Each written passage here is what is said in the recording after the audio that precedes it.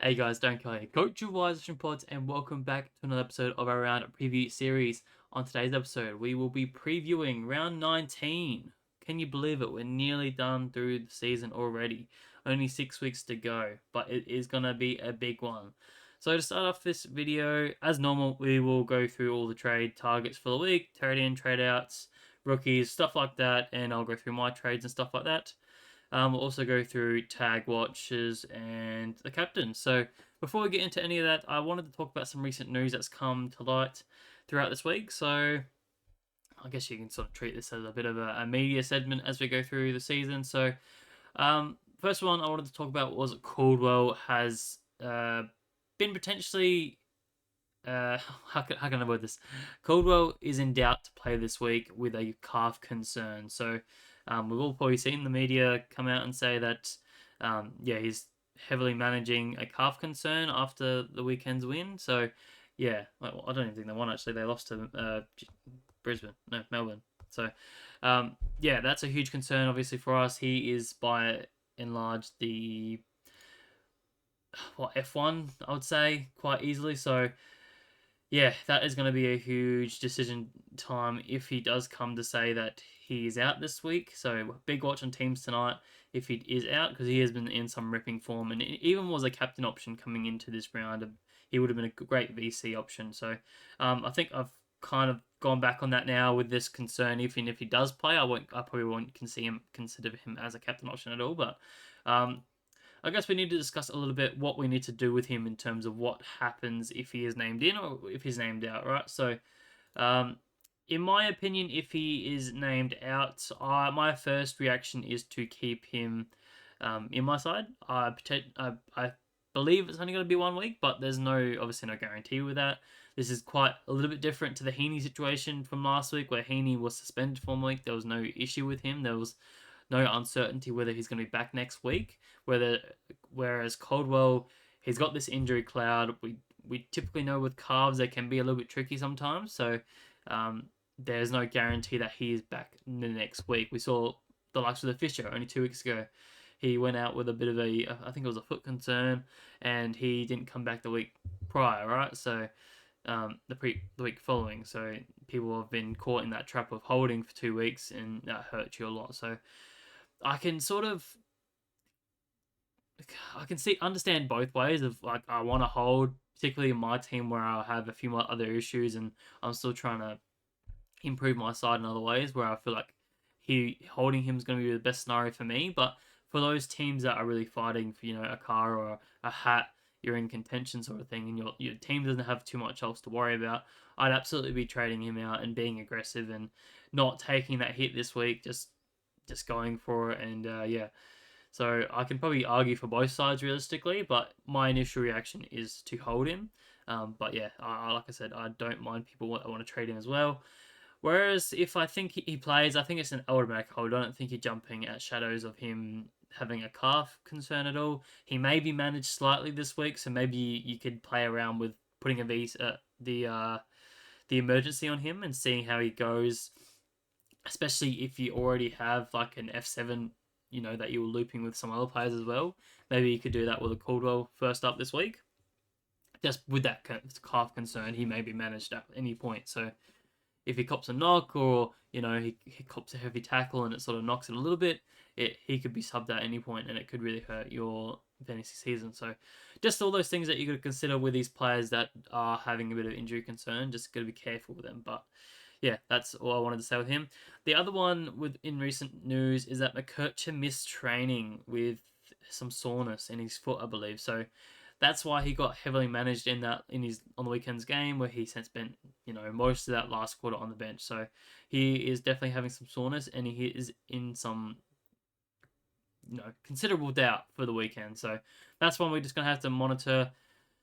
Again, probably a little bit different in terms of different players. We're not that restricted in defenders or midfielders for we've got plenty of options there. So I'm probably more inclined to trade McKercher than I am to hold him. Um, but there's every chance that he is just coming back next week if he does end up missing this week. So it's just one of those tricky ones where they're going to be quite conservative with him because he was the prized possession from the draft, and they want him to be right, and they want him to be a long-term player for them. So they don't want to risk him at any point. So I can definitely see him missing this week if he is still coming into soreness into the game. Luckily, they do play the very last game of the round, so they've got until Sunday night pretty much to decide. Oh, sorry, Sunday Arvo to really have a look at it, so it gives him a lot more extra time. Whereas a Caldwell is the complete opposite. He plays Friday night, so there's very little time for him to make a decision there and actually recover from that. So it is definitely something we need to keep an eye on in teams, and then obviously at laid outs as well. So make sure you have your notifications and stuff set. Make sure you're watching TV, or have you nearby your phone when those games are going to start. Set reminders, set alarms, because those could be massive laid outs for you if they happen. So, but big watch on that. But that was all about the news. I don't think there was too much else floating around from what I've seen. So I think we'll just get straight into the trade in and the trade out targets now. So we'll go through the trade out targets as I like to do. Start off with a negative and then we go into the positive a little bit. So Alex Sexton is the number one trade out target this week, and for good reason. If you see my list here from 1 to 5, these last week fix ups is my number one issue. So obviously last week I had a lot of carnage. We had a Gorm, we had a Heaney, we had a Sexton, we had a number of other players that was sort of in and out of our sides. You're talking Trelaw, you're talking Fisher who didn't get named, and you're talking to Took who got injured as well. So if you had to hold any of those guys because you had too many, you didn't have enough trades, then I'd be moving off those guys first. Maybe Trelaw and Fisher are probably a little bit different. Wait to see if they're named, but definitely Took and Sexton. I can't see them either. I know Took's actually injured, so he's out for another 3 to 4 weeks, I believe. So he needs to be gone, and I don't believe Sexton's coming back anytime soon. So he's probably another one you'd want to move off as well. So absolutely move off these guys as quick as you can. They've got good money on their head, so you can make some good trades with that. You do not want that sitting on your bench much longer. Number 2, we had Bruce Reveal. And number 3, we had Joel Frazier. Again, if you look at my rankings, number 2 on there is rookies. So a lot of these people are probably jumping off their final rookie and getting that last rookie off field, get their primo in. So great option. These guys have plenty of money on their heads. So that would be able to provide you enough coin to get up to that play you're really looking for in either line. Both, I know Bruce specifically has the harder matchup, so I wouldn't be relying on him at all. Plus, he was a sub on the weekend, only scoring the 10, so he's killed his cash generation going backwards now, so it is definitely time to jump off him as quick as possible. Frazier had the sub only 2 weeks ago, I believe, and somehow managed a 39 after coming on with 50% game time, so he saved it a little bit there, but he also is definitely at risk of that sub, so I'd be jumping off him if you can as well. There's a bit of strategy to it. You could probably go a Sexton and a Reveal to get up to that massive player that you're looking for. Otherwise, you could also go a Reveal and a Frazier to that, get to that additional premium that you're looking for. So depends where your team is at, but most people will probably be doing lottery trades this time of season and jumping off one rookie and upgrading the underpriced primo. What do you want to call it? Whatever you want to call them, that's sort of failing a little bit. So no surprises there. Then we have Jack Crisp, who I think is also another one you need to jump off. His role is definitely changing. Well, he scored the 69 on the weekend, and he did also kick a goal on that as well. So that could have been very putrid. It is putrid to begin with. So yeah, I'd definitely look to jump off. The role's definitely changing, and he's still getting CBAs, but it just doesn't seem like he's getting the influence that he once he was. Back a month and a half ago when he was getting his 130s and 110s and stuff like that. So yeah, I think he's one that needs to absolutely go. So jump off him if you can. Plenty of money on his head. 856, 858k. So he's killing it. Got a tough matchup against Hawthorn this week. So yeah, time to jump off. Then we move into a few other Freo boys in Luke Ryan and Hayden Young. And I'm still tossing up in my head what I think about these trades, because when you guys probably know me by now, I heavily focus on the fixture that they have, and their fixture is really good. I can show you here again. Freo got the next 4 weeks are really good for inside mids. Probably one of the easiest matchups you'll get. And designated kick out players in Luke Ryan also have Melbourne and West Coast the next two, and it's not actually even that bad to the end of the season. While it's not green, it's not the worst. So I can probably justify more for a Luke Ryan than I can for a Hayden Young, and that's probably where my tipping is. I'd probably move off a Luke Ryan more than I would off a Hayden Young at this point in time. But then there's also the added dilemma that Alex Pearce is coming back into the Freo side, so that typically frees up Ryan a little bit more to be a bit more of that distributor, be a bit more intercepting. So yeah, that could definitely play into his hands and free him up to have more points. So that's something I'd probably want to see again this week. And there's also the history. Like he scored, I think, a 150 against the Melbourne last time they played only a couple weeks ago. What was it? He scored 142, right? So that was massive, and yeah, that could definitely happen again. So that's the risk you take with trading out these sort of players that do have that ceiling. They could definitely put up a ceiling score on your head very, very quickly. So if he's the worst thing you got in your team, then I don't mind it. I don't think it's going to bite you too quickly. At the end of the day, he's been very putrid. Hasn't gone pretty much over 100 in his last five, so it's probably time to move him on. And there's definitely other guys out there that are rising in coin that deserve a bit more credit and probably worth jumping on. So I definitely move off a Luke Ryan first. Hayden Young, on the other hand, given that good matchup for the next 4 weeks, I still think he could be pretty reliable in that format in the forward or defender. He's still a defender, so that's nice to have. But at the same time, he hasn't hit a big ceiling score for a very long, long time. So he hasn't gone above 108 since round 8, surprisingly, which was against Richmond, obviously the easiest matchup possible. And prior to that, he's only gone above 120 and one other time at 129 against Adelaide in round 3. So he really hasn't hit many ceiling scores. So if you want to play a safer play, I think moving off Hayden Young's probably the safest option because he hasn't shown that ceiling, whereas a Luke Ryan really has hit those ceiling scores. He's gone 160, he's gone 140, he's gone multiple 140s. So I think he's even gone 150 another time. So I think if you don't want it to blow up in your face too quickly, you probably can move off a Hayden Young and be the safer play. But I think long term, moving off a Luke Ryan is the better option. So there's my thought on those two. Neither of them actually make my top 5 trade out options this week, just given, I don't. They could both go really well this week, so it's hard to say. But moving on here, we've got a couple more rookies in Harvey Harrison and then a Nathan Kruger.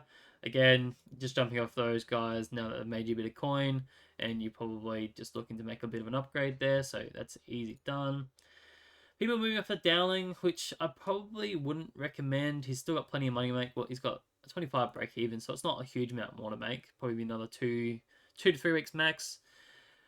Probably another 50, 60k. Hopefully he can break into the 500s with another good scoring. But the thing is with him this week is that you can have a look at him this week with the the emergency on Friday night. So that's particularly what I'm looking at doing, putting him as the emergency on Friday night, having a look at what he scores. If he scores, a 70 or an 80, I'm probably more than likely just take that from a rookie and then I'll upgrade around elsewhere. So that's probably something I'd consider if you're in that situation. If you're, far and beyond my team, then yeah, I don't mind jumping off him if he's gets you to that player that you're really looking for. So there's that. People jumping off at Caleb Sarong, another Freo boy. I don't mind it as well. Obviously, it's been widely spoken about so far that the last 5 have been putrid. Has not hit above 100 since. And I think it just goes all to the game style that Freo are playing at the moment. It's not this fantasy-friendly sort of game style where they're chipping around a little bit.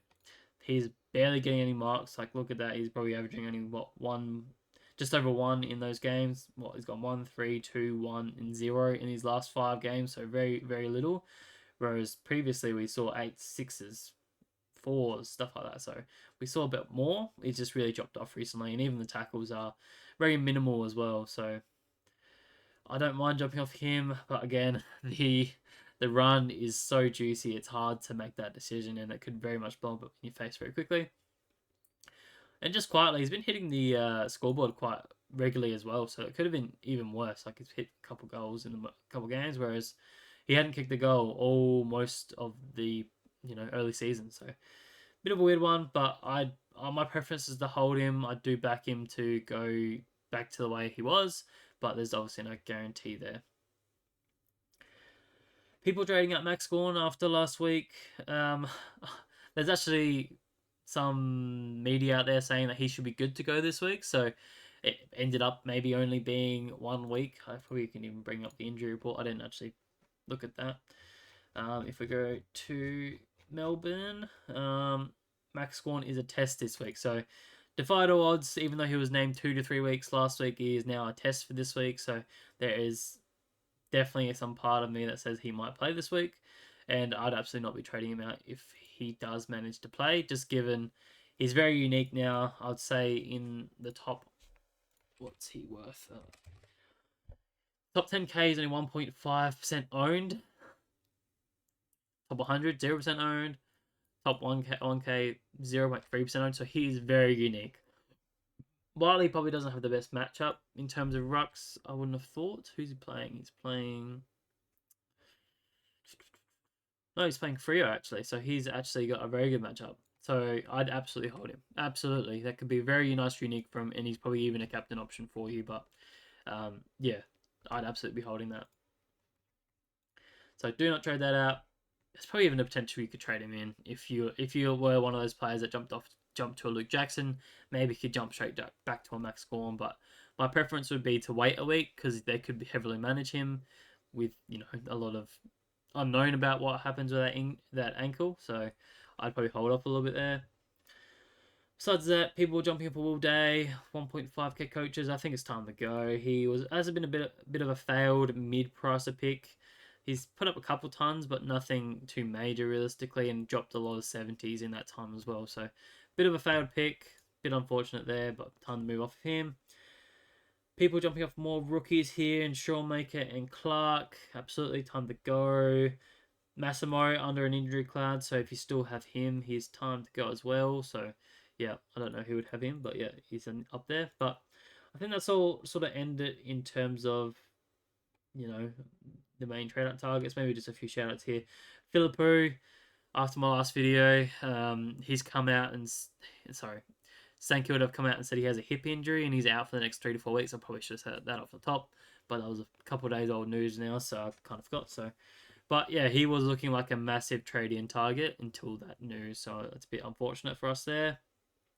He was heavily coming into our side, and I did make plans to do that, so it's kind of ruined all my plans. But besides that, Tom Powell needs to go as well. People trading off Talib Adams, yep, I don't mind that. Even Fisher, I'd probably wait to see if he's named, especially with McKercher in out. That would probably make sure Fisher would come back in pretty quickly if he doesn't. So, yeah, just big watch on that. Besides that, I think that's pretty good to go.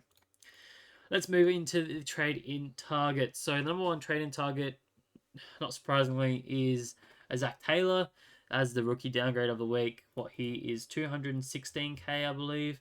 Negative 10 break even. Played his first full game for the year, so he should probably get a lot more opportunity from now on playing full games. He looked good in that game, so I can't see why they would take him out or make him the sub again. So, and the good thing about him picking him up this week is that we'll know if he's a sub early on because he plays the first game of the weekend. So, yeah, he's an awesome pick, great price. So he is one you just want to pick up if you can. Number 2 is Tom Stewart, and I am heavily in favour of people jumping on Tom Stewart. His form of late has been amazing. He's gone 105, 125, and 113 in his last 3, so averaging well over 115 there. So that shows he can definitely play as a midfielder, and he's got a few games at the category there for a little bit, so he is gonna absolutely kill it. So he just has a perfect role as well. So when he's not getting it done in the midfield, he floats back and takes plenty of +6s. So he just has that perfect role. So he definitely is, I think, top 6 for the remainder of the season as a defender. So I jump on if you can. Very good price as well. So he's only going to make a lot more coin from here on out. So jump on if you can. Another cat is next in Brian Myers. It's a bit funny, honestly, with the way the fantasy community chop and changes with these sort of players.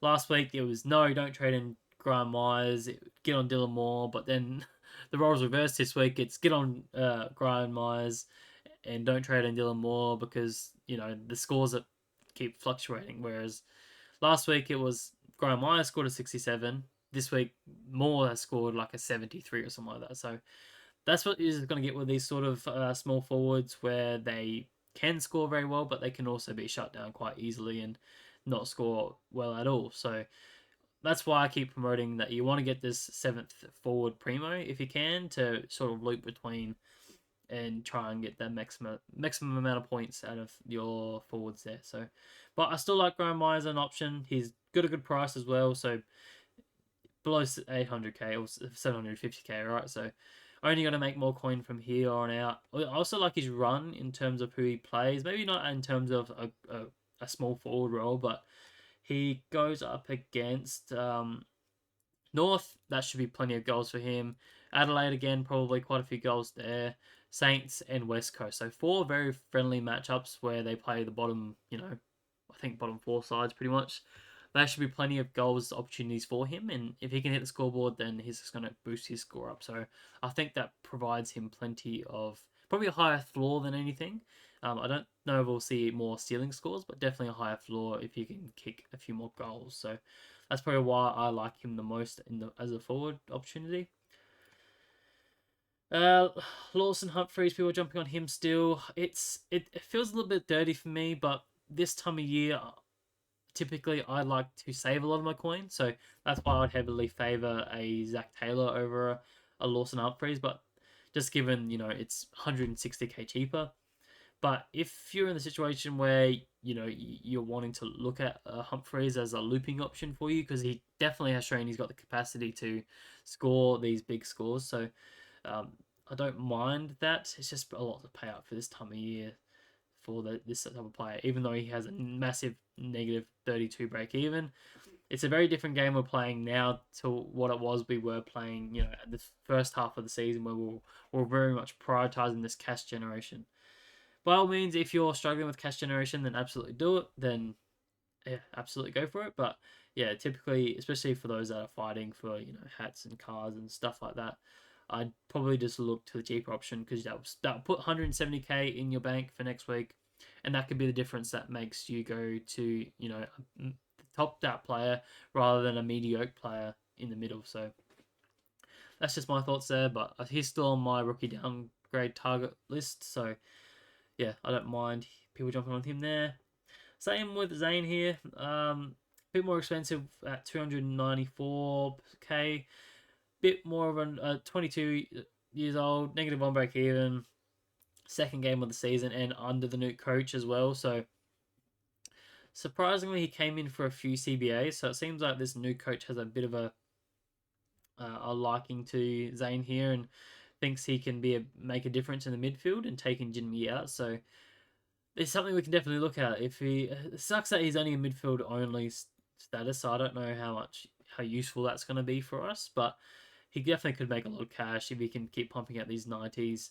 As he's got a good role, I just don't know how useful it's going to be for us this time of year, unfortunately. So he's number 2 on my list, but I think there's a few more useful a few more useful guys, I guess, in the rookie department. People jumping back on to Heaney maybe after trading him out last week. I think that's still a good option.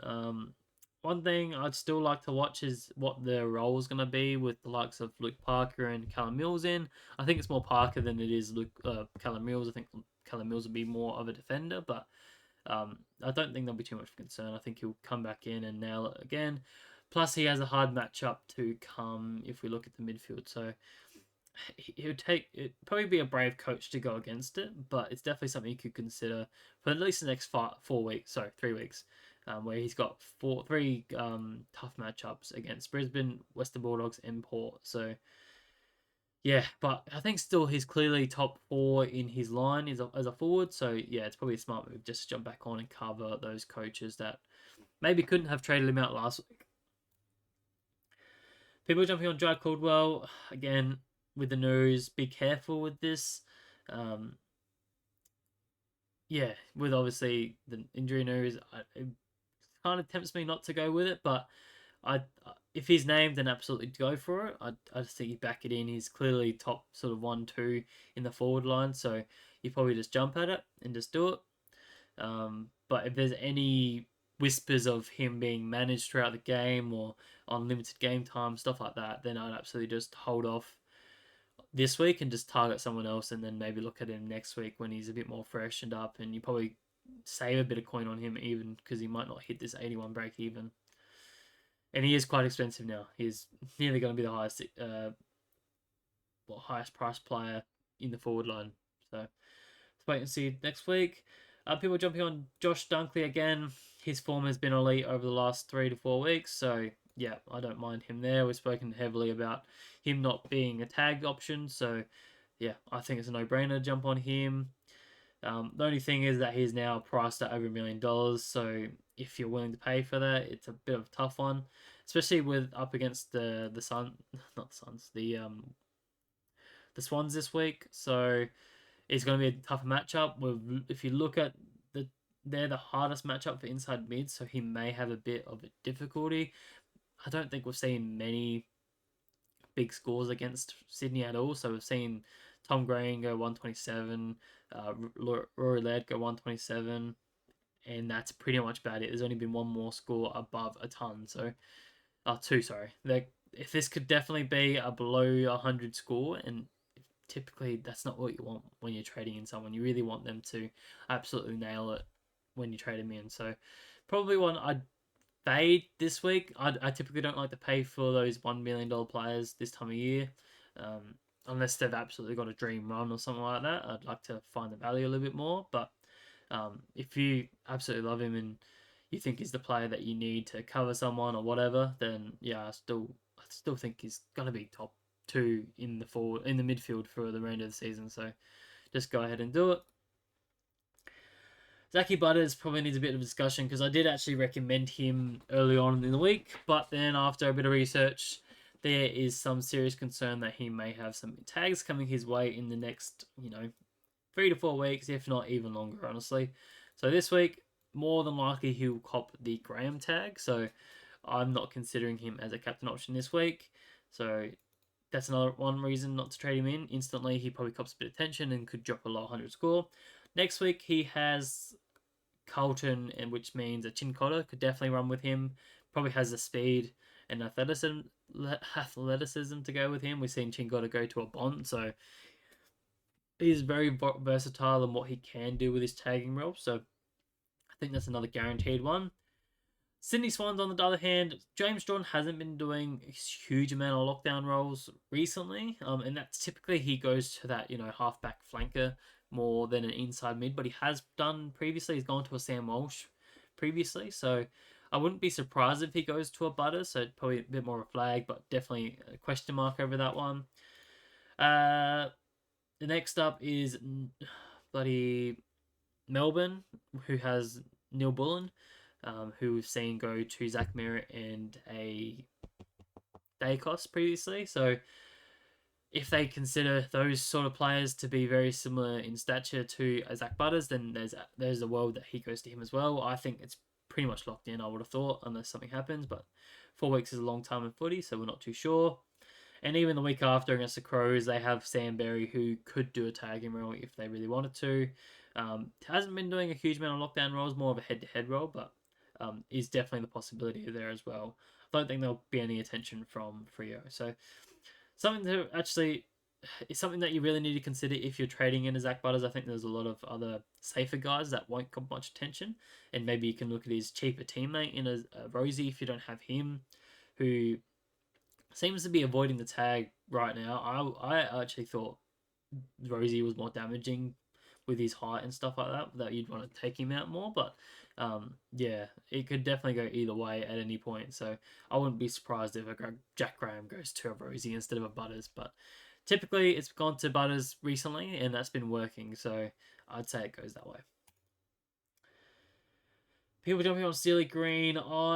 He's not made my top 5 rookies, just given his scoring capacity is very low. He scored a 19 in a full game back in round 10, and he scored a 29 in 13% game time in round 11. So he's going to be very up and down. I don't know. I don't think he's gonna make a huge amount of cash generation. Got a tough matchup this week as well against Port. So not one for me. People jumping on Sean Manor, he does make my top 5, just given the scoring ability. He's gone 115 and 170. Sorry, 170, 770 in his last two. So a bit more pricey again, 367k, negative break even of 18. Western Bulldogs this week, so could provide some decent scoring output. And there's some option that I may trade him in this week as a bit of a forward option, just to put him in my forward line if a Dowling doesn't go super well. So that's something I'm playing around with. So I don't mind him there. Seems to be locked in that side, playing some decent time on ground and decent role too. So don't mind him there. People jumping on Lockie Whitfield there as well. His form has been elite in the last 6. Has only gone. He's gone above 120 4 times in the 6 games, and hasn't dropped below 100. So that's been awesome, and I do expect it to continue, even though this week is a much tougher matchup. If you look here on DFS, DFS, we go to designated kickouts. They are tough. So one of the toughest matchups for designated kickouts, that being negative 5.89%.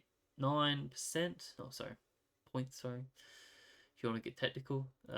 So it probably won't have a ceiling score this week, but I still think he's a good trade in target nevertheless. Decent break even, so probably jump into the 1 million price range next week. So I think you just need him in the back half of the year. He should be pretty good. I don't think he's copping much attention for the remainder of the year. Neil Bullen probably won't go to him. Like I said, probably goes to a midfielder, maybe a Green. Won't cop much of attention here. No. He should be fine for the remainder of the year, I reckon. So he's one you probably just want to jump on whenever you can. He's just absolutely killing it at the moment. A few more here. We got Dylan Moore. People jumping on him. We spoke about him as well. Good couple weeks of run. Got Adelaide, Richmond, and North to finish off the year. So again, could be quite a few goals that come his way. Even the Pies this week could be quite friendly for them. So something to watch. Bit more pricey though. Is at 828k, and I've obviously dropped a stinker at 73 on the weekend. So something to consider, but I think we've got better options, like a Graham Myers first. Sorry, just getting notifications. A few more here we'll go through. Patrick Cripps, people are jumping on him to finish off the year. His form has actually been pretty good, but it's just those stinky 60s that he seems to drop every so often, which scares me the most. But he's only done that 2 times in the season, and pretty much hasn't dropped below 90 in any other game besides the opening round. So seems pretty consistent. Again, the run isn't great. I'll say these next 2 games are quite poor, and then probably the last 3 are okay. Fourth one a bit more tougher recently, but yeah. So I probably wouldn't jump on him this week, but if you're keen, I'm not going to stop you. He's been quite good. People jumping into McKercher before the news. I'm sure people will be sort of reconsidering that now if he's not in the team, but I expect him to still play, right? He should be fine. And to finish off here, people jumping onto Ron Marshall, onto a Luke Jackson, a Zorko. Yeah, just a lot of primos, a lot of luxury trading here. I still think all those are very good options there. So what are my top 5 trade out targets? So we'll go through those real quick. So like I said, number 1 this week for trade out targets is fixing up those last week trades. So a lot of people would have had a Sexton that would have held last week, so he's one that you need to absolutely trade out. If you had a Took, if you had who else are we talking about? We're talking about a Fisher if he doesn't get named, a Trelaw if he's got more of an injury concern. So all those sort of guys that you've had the hold through last week, jump off them first. Number 2, we had rookies. So obviously a lot of rookies are going this week. Prioritizing getting that final rookie off field if you're really in that position. If not, then it's always nice to jump off one rookie and one failing primo and getting up to the top line guy wherever you can. So do that. Then you've got this other situation where you've got Tom Powell and Oliver, who are underperforming for what you want to think, what you really want. You want to get them up to that next best guy that's going to provide you, that extra 10, 20 points on that line. So move off of them. I know Oliver's been up and down recently with, hundreds and 90s, but then he's dropped 40s and 20s. So it's better off just jumping off, I would have thought. Doesn't have a good run either, so there's that one. Number 4 is Jack Crisp as well. Like we said, different run, difficult run, and role has significantly changed in terms of the way he scores. So I'd absolutely jump off. He's been a good ride, but it's time for him to go. I don't see him being top to 6 of his line anymore. And then finally, I throw a sneaky one in here. Nick Dacos is probably one I wanted to really talk about because I have some serious concerns, and if I was in a better situation, then this is something I'd definitely consider at the top. Looking at his run, it probably looks pretty good, right? You got Richmond in there, you got Melbourne, you got Hawthorn.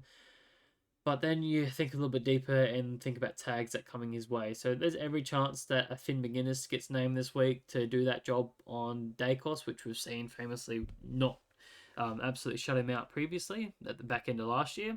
While he did play early this year and scored a 95 against him anyway, there's still the potential it could go the wrong way. But then you look a bit further than that. He's got probably a Graham tag next week. They've been tagging recently the last 2 weeks and probably going to tag this week against Butters. So why wouldn't they tag a Dacos next week? Chin Cotter the next week after that. Then you've got a James Jordan who may go to him as well. You've got a Berry that probably does a job on him. And you've got a Neil Bullen that did the job previously on him. So there's 6 potential tags coming in for the remainder of the season. And I don't see many ceiling games coming his way in this stretch. So if you're in that luxury position and your team's perfect, you don't have too many concerns, there's definitely a world that I'd probably even trade out a Dacos before you're trading out the likes of a Young, a Ryan, a Sarong even. Just given that this could blow him up real quickly. We've seen him struggle under tag previously. So it's definitely something you could consider. So that's what I really wanted to talk about realistically in terms of that. Just wanted to throw a bit of a spanner in the works. Get you guys thinking about these sort of players that you think are cemented in our team for the remainder of the season, but you've got to keep on your toes and keep thinking about what's to come for these players and not get too comfortable. So got to consider everything. So that will do it for the trade out targets. We'll move into the trade in targets. So I've got Tom Stewart there, number 1. I think the role is just beautiful at the moment, and obviously a lot of people are jumping off like a defender in a Young or a Ryan, so I think he's the easiest replacement for that. I think his form's showing that he's got the role, he's got the ceiling, he's got the scoring output, he's got the ground as well benefiting him there, so I think all directions are pointing to him. He's got a pretty soft matchup, I believe. Western Bulldogs this week aren't easy, but decent for the remainder of the year, so I don't mind him. I'd definitely be looking at him. I traded him in last week, so that shows you where I think of him at. Number 2, I have Jai Simkin. I know I spelled his name wrong in there, but I'm quite bullish on him. Obviously, I traded him in a couple weeks ago too, but his run is one of the best for the remainder of the season. He's below 700k. Great F6 option, if not F7, for those better coaches out there. Looking at the inside mid, next 4 weeks, look at that. Goes Carlton, neutral matchup, then he goes Geelong, Richmond, and West Coast. Very green matchups in a row. So, and I don't expect him to cop any attention in these games. I don't think he's the tag target of North. I think that always should go to a Sheasel or an LDU more than likely. I think they're the more damaging players. So I think he will actually probably benefits from them not getting as much of the peel. So yeah, I'm very bullish on a Dry Simkin there. Number 3, I had Graham Myers. For all the reasons I spoke about previously, he's cheaper than most of the other guys. He's shown a ceiling. He's got a good run coming home, playing against a lot of those lower teams. That probably raises his floor, getting him more goals. Yeah, I think it's a pretty easy one to jump on as well. So, one I really like. Number 4, a guy that probably hasn't been spoken hugely about this time of the year because he has dropped off in form, prior to his bye. Sorry, guys, I keep burping. But he has come back in form recently. He's hit pretty much 100 since his bye. There's no concerns with his role. He's actually had a tough run to come up in these couple games. We went against Port and scored a 97. Once came up against Sydney and scored a 112. So I think he's good to go for the remainder of the season. And you look at his run, it's actually probably one of the best for the remainder of the season. He goes West Coast this week, so Instant Ward, Essendon next week. Brisbane Lions are a tougher one, but then he goes Richmond, Geelong, and Carlton to finish off the season. So he's got 3 green matchups, 2 neutral ones, and 1 tougher one for the remainder of the season. So easily one of the best runs to come for the season, and I'd definitely jump on if you can. Well, he's also super cheap. He's actually cheaper than his pretty much cheaper than a Rosie at this point in time. So I definitely jump on him. Even a Sarong, he's cheaper, is more expensive than Sarong, which is crazy to think. But yeah, jump on him if you can. I'd say I'd be doing it if you have the flexibility.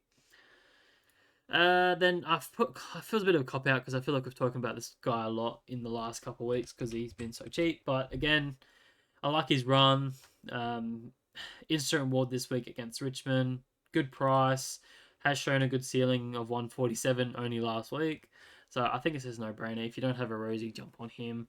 I do think he's quite properly owned in the top 10k. So yeah, nearly 80% in top 10k, but only 70% in the top 100. So definitely one people could jump on if you're in top 100 there. Yeah. I can look at top 23. Yeah. All right, that's my top 5 of the week, but there's still plenty of other options, especially if you're looking at some like a Dunkley or Golden. I don't think you can go too wrong with those sort of guys. Even if you're looking at Ruckman, you can jump onto a Marshall, English, stuff like that. There's plenty of good options at the time this year. But I guess we'll look at some rookie options we need to look into. So Zach Taylor's my number 1 option this week. Good price, good break even.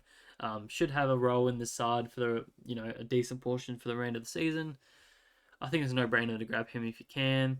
I've thrown Zane in there at number 2, just given the low price tag. Negative on break even. Good matchup against St Kilda this week, and generally just has probably a bit more unknown about him, given that he's come in with a new coach. He's been thrown into the midfield a fair bit. I think he's at 50% CBA, so probably has a better role than most of these other guys on the list. Yeah, and there's just a lot of unknown what's going to happen with him being a bit more mature aged and stuff like that. So I really like him at number 2. Then I have a couple of the more expensive guys in a Humphreys, just if you're looking to have a bit more cover or you're wanting to look at him as a looping option, I don't mind him there.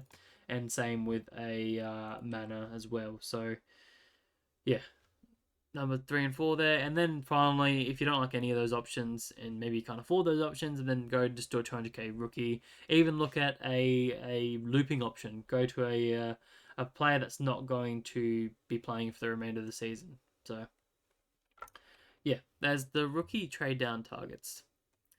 Alrighty, now we'll move in to tag watch. So I'll bring up the fixture real quick. Didn't do that prior. I never seem to do that. Look at some tag watches.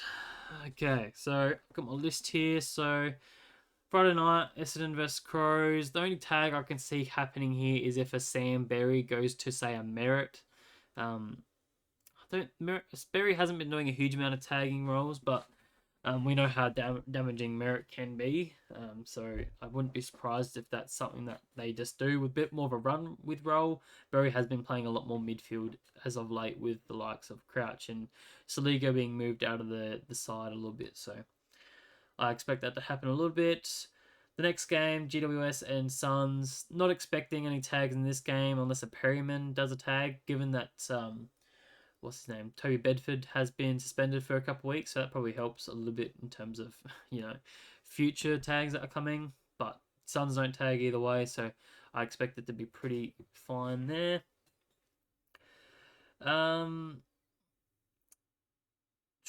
Next game, again, probably no tags because a Windhager is out with an injury, so again, probably no concerns here. Maybe a Jinby does a role on the other team, but who would you go to? Maybe a Steele, but I doubt it. They haven't been doing that hugely. Like I said, I think Finn probably comes in for Hawthorn and does that tagging role on a day cost. I don't think they should, but there's definitely a possibility that they do. I hope they don't. Being a Hawthorn supporter, I think they'll just back in their boys and be fine. Uh, no tag rolls in this game either. Oh, sorry, there will be a tag roll in this game. There will be Blitzards against Bont. Sorry, I will skip through the list a little bit. I think Blitzards definitely goes to a Bont. I think that body on body works well, so maybe something to be concerned with if you're looking at as a Bont as a captain option. And on the other flip side, if Trelaw is named, then I think Atkins fits very well against a Trelaw, so definitely something to watch out for there. Both can tag in that team. I don't think they'll tag the other way, but I don't think they're captaining anyone in the side anyway. We've already spoken heavily about the Graham tag on Butters, so no need to do that. I don't think they tag the opposite way, especially with Tranter out. There's no real tag or target there. Brisbane versus Sydney. I think what's his name? Jared Berry maybe goes to a Heaney or a Jordan maybe. No, sorry, a Heaney or a Golden maybe. I don't think he has the tank to go with a Golden, more of a Heaney type, but I definitely think he does a tagging rule on one of those guys. On the flip side, you got Jordan. I think he's pretty much certain to go to a Zorko. He typically goes to that halfback flanker, so yeah, I think it pretty much goes to him. So be careful with that option. Fremantle and Melbourne, you've got Neil Bullen from Melbourne probably doing a tagging role on a Sarong. Bit of an unknown with that one. I don't think it's absolutely locked in. We haven't seen Neil Bullen be consistent with his lockdown roles, just given they typically only goes to the cream of the crop, I guess, if you want to say it. He's only gone to like a a Merit and a Dacos, I think, is the only two hard roles he's done against them. So if they consider Sarong as that sort of category, then maybe they will, but there's no guarantee it will happen. So yeah, I'm feeling pretty confident that it doesn't happen. And finally, the last game, you've got Carlton and North, two taggers in this game. You've got Chin Cotter, who I think is pretty much guaranteed to go with a Sheasel. And then on the vice versa, you got Schultz going to a Walsh, and they could even name a Phillips in the side as well. So few tag targets there, but I don't think too many are looking at trading in those sort of players or maybe people jumping on back on a Heaney could be a bit worried about the Berry tag. Obviously Butters, people trading him in with a Graham. Besides that, I think no one else is really too much of a concern. So we'll move into captains now. So again, we'll go back down the list and talk about some captain options, give you all the research that I've done. So we'll start on Friday night, Essendon versus Crows. So a couple options we're looking at here is Merritt and Caldwell. So Caldwell's probably been taken off the list here. He was highly in my considerations early in the week, but now with his calf concern, I'm probably not looking at that anymore. But Merritt went 103 against them early in the season, the Crows. So obviously did okay, nothing major. And we've seen some decent scores against the Crows recently. We saw a Lockie Neal and a Josh Dunkley go 140s. We saw an El Gordon and an Isaac Heaney go 120.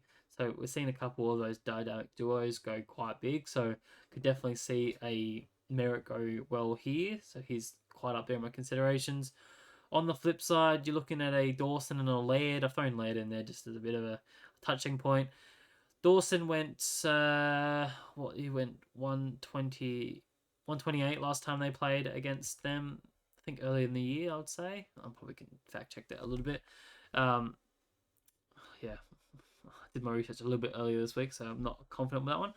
But yeah, I'd say 128 last time they played, so he's a pretty good option there. Back into form, probably doesn't cop much attention in this game, so I think he should be a pretty decent option. We've seen some okay scores against Essendon recently with a Rivers 126 and a Bose 133 and a Yo 117. So not the highest of high ceilings, but pretty much those main midfielders of those teams definitely do pretty well. So I don't mind either of those. One, a Merritt or a Dawson as a VC option. Could go left field and go a Laird. He went 116 last time they played early in the season. Moving on to Saturday, you've got GWS versus Suns. I'm probably only looking at the GWS here, where we're looking at a Whitfield and a Green. I think we're more looking at a Green than we are a Whitfield in this game, just given the scores against the midfielders that they've given up the Suns. So we've seen Green. He didn't play earlier this season, and he only scored an 88 earlier on. Yeah, so not great, but we've seen big scores from midfielders. So we saw Zach Butters go 133, we saw Harry Sheasel go 134, and we saw a Andrew Brayshaw go 136 in the last five. So they definitely provide plenty of scores, especially away from home as well. So I definitely like a Green as an option. Whitfield are tougher, I think, just given their Gold Coast are a tougher matchup for defenders, so they're -5 in terms of their points per game, not per player. So yeah, I'm not looking at Whitfield even with his great average recently, so he doesn't make my top five. Moving on to the next game, we're probably not looking at too much of a Steele or a Wangani Malira or a Sinclair. We're probably more looking at a Marshall, although he went 96 against them earlier in the year. He also went 130 against them last year, but there's only been 2 tons against the Gold Coast, not Gold Coast, the Eagles recently. If I have a look at that, I'll bring it up. So in the last 10, there's only been 2 tons. So you've got an Xeri who went 129 and a Miki who went 112. So they've actually been pretty tough matchup. So I probably wouldn't trust a Marshall there. Maybe he probably can go as a safe captain option. He might provide you a decent 100, but I'm not expecting a huge ceiling score from him. Not a 150 that we've been seeing. So not not too favourable with that one. Not looking at anyone from Eagles either. So we'll move on to the next game. Not looking at anyone from Hawthorn, and you're probably not looking at anyone from a Collingwood either, just given Dacos probably cops a bit of attention, and there's only been 3 good scores against Hawthorn as a midfield mix recently. They've been pretty tough. So if I have a look here, just where's the tons? You've got one against Taranto, 127. Before that, you've had what's that? Matt Crouch with a 133, and then you've got another one in a Jack Steele with a 133, 131. So that's in the last 10 as well. So there's been very few scores of big scores against them. So I'm probably not looking at either of them guys. These next 2 games are where we're really focusing on. So particularly on the Western Bulldogs. So you've got Marcus Bontempelli and Trelaw. Both went big last time they played against each other, against the Cats. So Bontempelli went 149, and whereas Trelaw went 125. And we've seen some massive scores against the midfield of the Cats. So we've seen a Jai Calder 144, Neril Goulden 151, a Noah Anderson 142, and even a Wines went 133, a Zach Butters went 128. So there's been some massive scores against them. So this is one we want to heavily target. Obviously, keeping in mind that there is a potential tag for both of those players. Even a Dylan Moore 119, Cripps at 115, Sammy Walsh at 113. Yeah, there's points on offer here that I'd definitely be considering, and they're higher up in my calculations, so they're in my top five. Where was that? Then you got the next game. You got Richmond and Port. So again, looking at your Port boys in Rosie and Butters. So where are they? So both of them 117 and 116 last time they played out. So both really good. And we've seen some really good scores against the likes of Tigers recently with Tom Green 123, Andy Brayshaw 146, and a Sam Walsh 132 in the last 5. So they provide plenty of points. So you definitely can probably consider a Rosie in this game. Again, it's tougher given it's probably have to trust it with the C being this late into the round. And another thing I wanted to mention as part of this is that you want to look at your loop options this week, because most of us have a Barnett who plays the second game of the round early on. So you really probably want to look at having a VC option in this first game, just to, if you want to use your VC, this is probably the only way you can do it, unless you're rolling with another rookie, another looping option elsewhere. Then by all means, go ahead and do what you want. But most of us only have a Barnet at this time of year. And on the flip side of this Port Adelaide and Richmond matchup, I wanted to talk about Nankervis because I think he needs to be massively considered this week. He is definitely in my top 5 this week and probably going to be my captain this week. So if we're looking at Port Adelaide Ruckman matchup, they are quite clearly the favourites. They're plus nearly 12 points.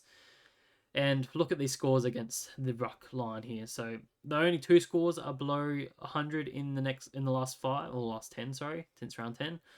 And that was a Ned Moyle and a Briggsy. So look at these scores. Tim English 131, Ron Marshall 119, Oscar McInerney 125, Tom De Koning 119, Cherry went 120, even in a Lloyd Meek 108. So I don't see a world where Nank isn't going 120 plus, if not going huger than that. So I'm also expecting there probably be a bit of weather in this game. Being an Adelaide boy, I know there's a bit of forecast rain to come in, so that could even help him in favour more with more hit-outs, more tackles, stuff like that. So he is definitely in my considerations to be top of the line, I think.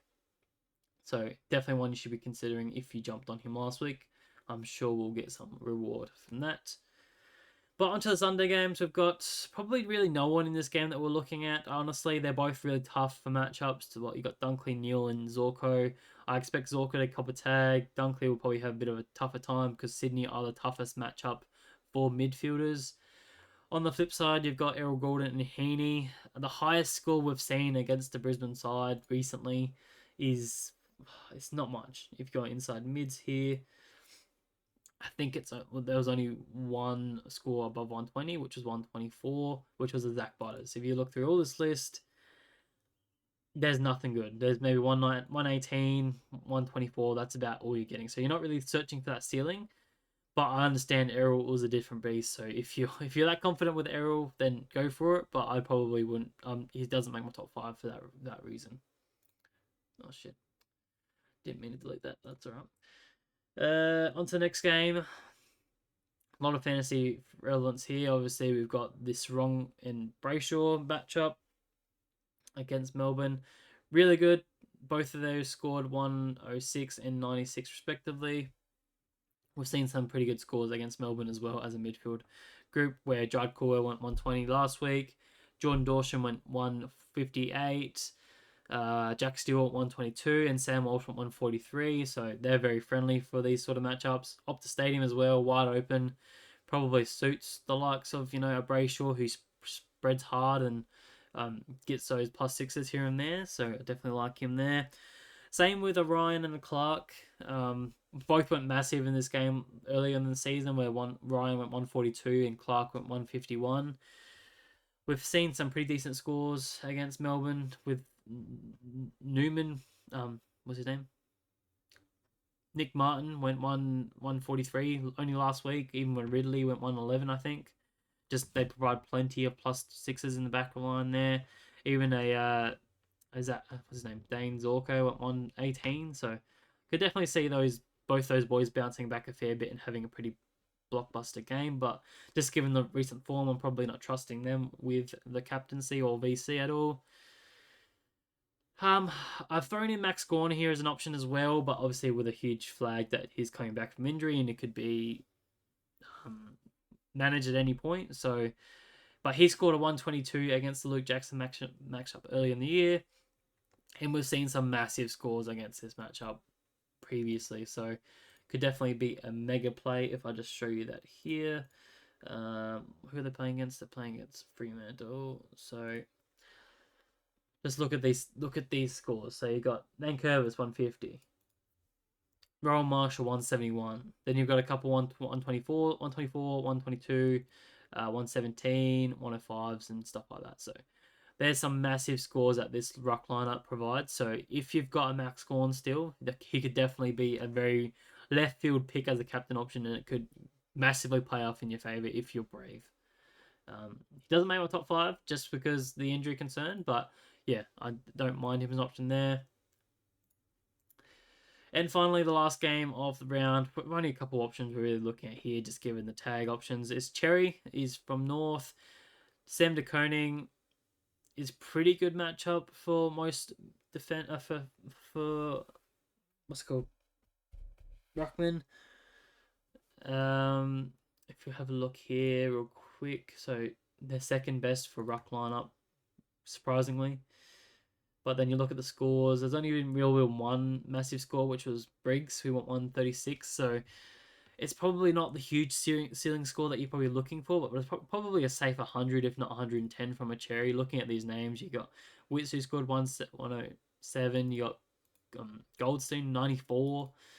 Nankervis went 107. You know, there should be an easy 110 for him. So if you're really struggling for a captain at come the end of the round, then I don't mind throwing it on him. Vice versa, you're looking at a Walsh, a Cripps, and a Newman. Probably not looking at a Newman because these guys are actually the hardest matchup for defenders coming around. Look at that, -11 for designated kickouts. So I wouldn't be touching a Newman at the captaincy this week. Even inside mids, they're very tough. They're, I think, the second toughest for midfielders. So probably not looking at any of those guys. I did just realize I'd skipped over one person back in the Bulldogs game where I need to talk about Tim English. So we saw a massive score against the Cats lineup last week. So this is a bit of a caveat. If Stanley isn't named, then I'd absolutely look at any English as a captaincy. We've seen Darcy Cameron go 147 against them last week, where he had 58 hitouts or something ridiculous like that. So he could absolutely go massive in this game. Even previous to that, we saw Tom de Koning go 131 and Anankervis go a 141, sorry. So definitely some big scores against the Cats ruck line there. So plenty of options this week, lots to think about, but I think there's some clear top ones to think about. So here's my top 5 coming in. There they are. So I've thrown in Marcus Bontempelli at number 1 there, just given the history he has against them. Fighting for finals contention, I think they pretty much need to win this game to make finals, so he'll be up and about. We've seen a lot of scores against the Cats in the midfield role, so he should be fine there. Should be a 120, I would say. Number 2 is my boy, Toby Nankervis. I think he goes massive against the Port Rock line up there, and probably easy puts a 120, if not 130 in the works, so he'll probably be my captain this week. I've thrown Tim English at number 3, just given, you know, even though he probably hasn't looked the best in the recent form, I think given the easiest matchup you can have in the ruck lineup, he should go massive as well. Then I've thrown Zachy Merritt at number 4. That could have been Caldwell, but just given the injury, I've gone Merritt. He's a pretty safe sort of 110. And especially with Caldwell being a bit on the injured side, that maybe means that Merritt picks up the slack a little bit and gets more ball. So I like him as a VC option on Friday night. And then I've thrown Tom Green at number 5. Great matchup against, I forgot who it was now, the Suns, away from their home. We've seen some big 130s against them previously, and I don't see who else they have to rely in that midfield. They've got no one really else in there, so I think the ball all has to go through him. He's been in some great form recently, where he's easily getting nearly 40 touches each game. Honestly, he just needs to polish it off with a few tackles and a few marks. So I expect him to go very well there, and that is my top 5. Alrighty, there's all that said. I think we'll just quickly finish off with some what's it called? Questions from you people. If I can find it. I did forget to bring it up again. We'll quickly go through what I'm doing. So I think I'm going to go VC Merritt into Toby Denkervis. I would like to look at a Bontempelli, but they play at the same time. That's the annoying thing. Even in English plays at the same time as an Denkervis, so I can't really look at any of those options. So that kind of avoids the question. So I'm just going to go with number 4 into number 2, and yeah, Barnett being my looping option. In terms of my trades, I'm a bit up in the air with what I'm doing, honestly. I haven't really figured out what I'm doing. You can see I've made no trades so far. I really want to get this last rookie off the field, but I'm really struggling to find a decent option there at the moment. Just because I don't have a huge amount of cash. I've got 33k in the bank. I can probably trade out a Tholstrup and say an Evans, even though I don't really want to, just given they're the most expensive rookies I have. Um, but yeah, I would like to see what Dowling does. Hopefully, he scores a 70 on Friday night, and then that opens up my flexibility to trade out a Ryan or a Sarong or even a Dacos, something like that, just to be a bit different. But yeah, on to the question. So this question comes from Ryan Gosling, 69. Interesting.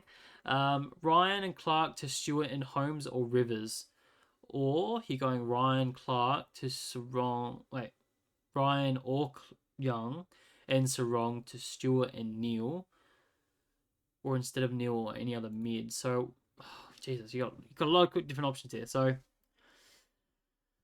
Ryan and Young. So I really like the Stewart option. So I think he's pretty much guaranteed from whoever you're going from, a Ryan or a Young. I think a Stewart is the easiest option that you can get. I do really like the Rivers option as well. He has been scoring quite well in that midfield for Melbourne, even though they don't have the greatest run. His price is great. He's shown a good ceiling. He's gone back to back 120s. Time on ground's a bit of a concern for me, being in the 60s, but I think he should be able to bump that up quite easily. Um, oh, took it off Dowling or McKercher as they are my last two rookies on field. If you got two rookies on field, I'll probably focus on that first, honestly. I think you can't be having two rookies on field, so try and jump off one of those guys.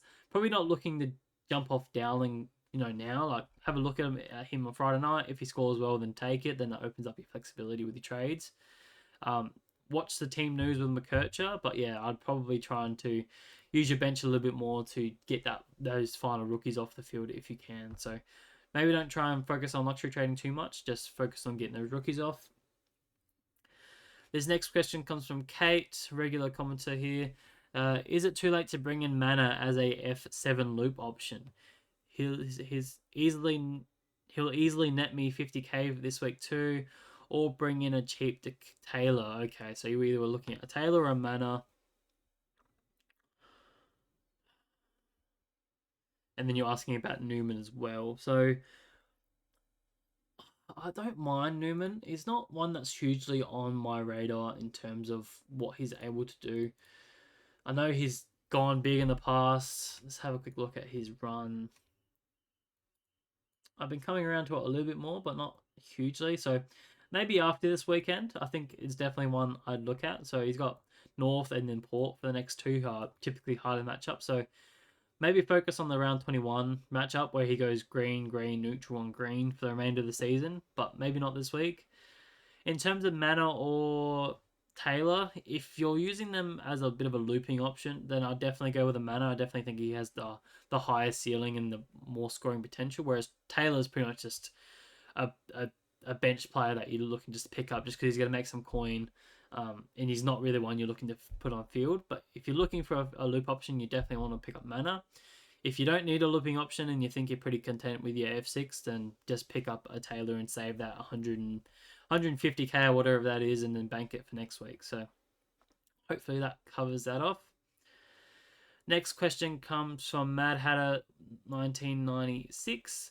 How many points off the top coach is still achievable from here? Oh, that's probably a tough question. Let's have a look at top ranked. Something I haven't done. Let's not look at how far off I'm off because I am nearly 2,000 points off. So I'm coming for it. The late push, I'm sure. It's good to see what team value is getting up there. But yeah. If I had to say this time of year, you probably don't want to be a good off the top coach is still achievable from here. Okay, so you're really looking at the number one there. So thinking back to last year, it was really tough. There wasn't a huge amount of movement in the top 10 from my memory.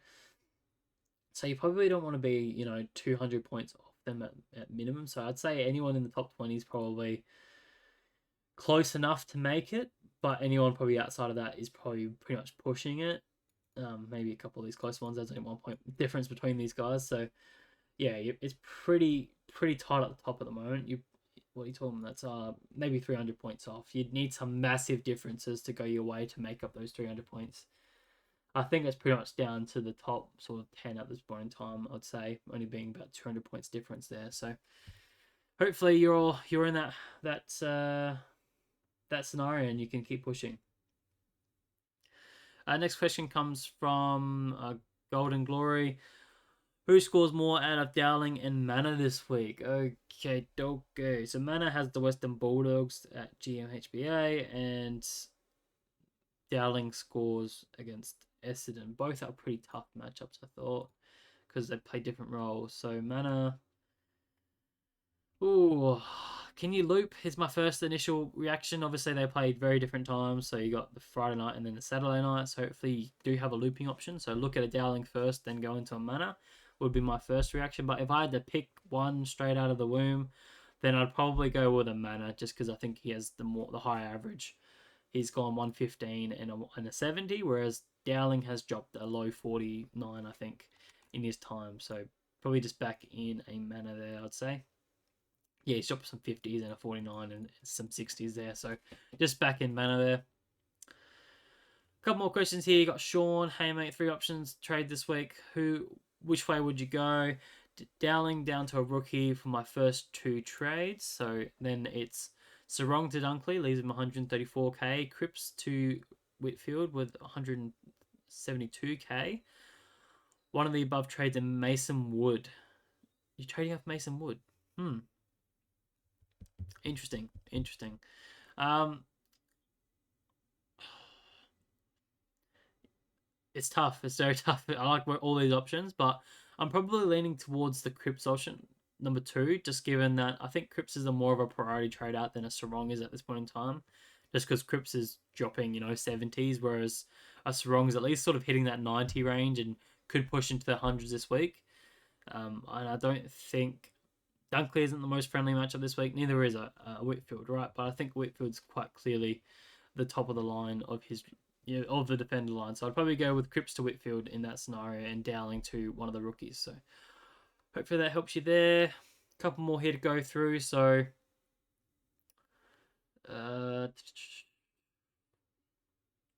Matt goes scored a 24-19 last round, but still have a rookie on the field. Who would be the best cheap primo in the 650 to 800k range? I've spoken about Simcom. If you're looking for a forward, I think he's quite easily one of the top forwards for the remainder of the season. You've got a Tom Stewart in that range as well as a defender. I really like him. And if you're as a midfielder, it's a bit tougher. There's not really a huge amount of midfielders that are in that price range. I wouldn't have thought.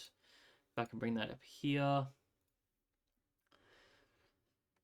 Yeah, no one really looking out there, unfortunately. So hopefully you can spend a little bit more coin and get to a Rosie, or that's only 24k more expensive than that 800k. But yeah, even if you move, say, a Martin into your midfield, then buy into Stewart, I think that's an easy option there.